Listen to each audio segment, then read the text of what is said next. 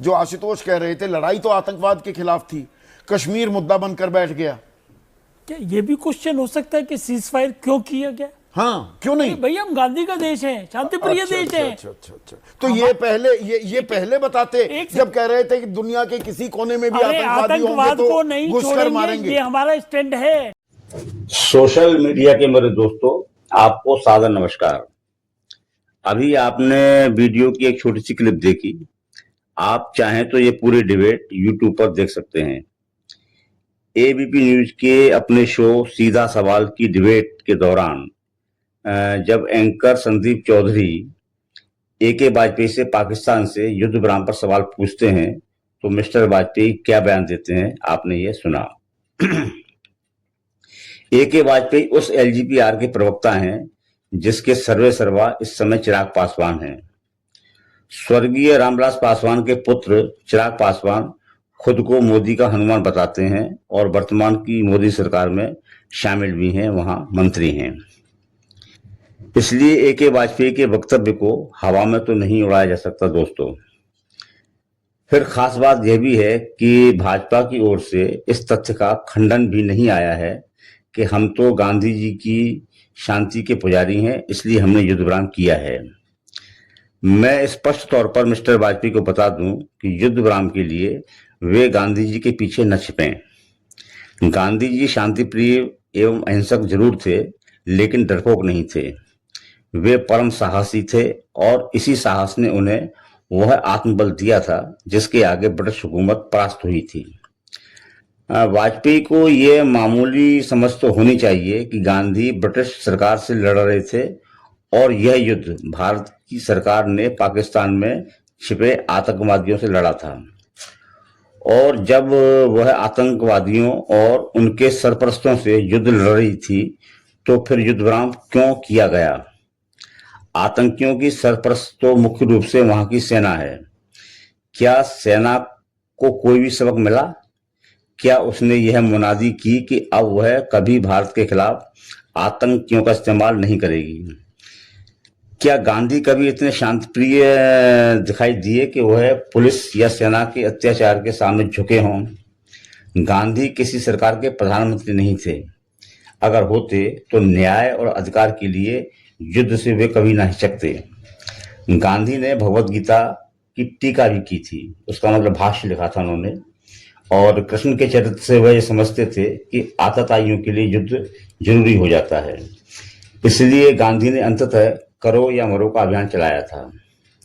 दोस्तों, यहाँ यह बात भी गौर की जानी चाहिए कि भाजपा और संघ के तमाम नेतागण गांधी के आलोचक भी हैं। वे विभाजन के लिए गांधी को दोषी ठहराते हैं। मोदी कई बार यह कह चुके हैं कि पहला प्रधानमंत्री देश का सरदार पटेल को होना था, लेकिन नेहरू हो गए। और यह बात तो पूरा देश जानता है कि नेहरू को पहला प्रधानमंत्री बनाने में गांधी जी की खास भूमिका थी। तो ऐसे में जब AK वाजपेयी ये कहते हैं कि हम गांधी के अनुयायी हैं, शांति चाहते हैं, इसलिए सीज फायर किया और ये युद्ध विराम उचित है, तो यह बात किसी भी दृष्टि से उचित नहीं लगती। मिस्टर वाजपेयी को यह भी ध्यान रखना चाहिए कि इस देश के नायक अगर गांधी हैं तो महानायक श्री कृष्ण हैं। कृष्ण भी शांति चाहते थे, लेकिन डरपोक बनकर नहीं। उन्होंने शांति के लिए बहुत प्रयास किए, लेकिन जब दुर्योधन हरगिज नहीं माना तो उसे सबक सिखाना ही कृष्ण ने उचित समझा। अर्जुन जब युद्ध से बचने की कोशिश करने लगा तो कृष्ण ने उसे डरपोक और कायर कहा। कायदे से तो AK वाजपेयी को सीज फायर पर सवाल पूछने चाहिए थे, लेकिन वह उसे उचित ही ठहराने लगे, वो भी गांधी की आड़ लेकर। AK वाजपेयी और मोदी सरकार की यह बात भी गले नहीं उतरती कि हमने ऑपरेशन सिंदूर किया, आतंकियों के कुछ ठिकाने नष्ट किए, कुछ आतंकियों को यमलोक पहुंचाया। हमारा मकसद पूरा हो गया, हमने पहलगाम का बदला ले लिया। अब पाकिस्तान से युद्ध करने का कोई औचित्य नहीं है। हमारा टारगेट कभी पाकिस्तान की सेना थी ही नहीं। लेकिन दोस्तों, जब आतंकियों को ठिकाने लगाने का जवाब पाकिस्तान की सेना दे रही है तो फिर हमारा टारगेट पाकिस्तान की आर्मी क्यों नहीं होनी चाहिए? ये बड़ा सीधा सवाल है। सीज फायर के 24 घंटे बाद ही पाक आर्मी ने एलओसी पर जबरदस्त फायरिंग की। कश्मीर से गुजरात तक कई शहरों को ड्रोन से निशाना बनाने का प्रयास किया गया। और तो और कल यानी 12 मई को जब मोदी राष्ट्र के नाम संदेश अपना दे रहे थे और जैसे ही उन्होंने अपना संदेश खत्म किया, पाकिस्तान ने फिर से सीज फायर तोड़ा। उसकी सेना ने कश्मीर के सांबा क्षेत्र में 20 मिनट तक ड्रोन से गोले दागे। अब ऐसी स्थिति में भी हम गांधी की आड़ लेकर शांति प्रिय होने का ढोंग दिखाकर युद्ध विराम को कैसे उचित ठहरा सकते हैं, जब संसद में सर्वसम्मति से यह प्रस्ताव पारित हो चुका है कि पीओके हमारा है और हमें इसे वापस लेना है। तो एक ही बात पे बताएं कि हम अगर युद्ध से बचते रहेंगे तो पीओके कैसे वापस लेंगे? क्या पीओके बातचीत से वापस आ जाएगा? मोदी ने कल राष्ट्र के संबोधन में भी यही कहा कि अब पाकिस्तान से आतंकवाद पर और पीओके पर बात होगी। मोदी अगर ये मुगालता पाले हुए हैं कि पीओके बातचीत से हमें मिल जाएगा, तो यह शुतुरमुर्ग की तरह रेत में गर्दन छिपाना है। स्थायी शांति के लिए दोस्तों हमें युद्ध करना पड़ेगा।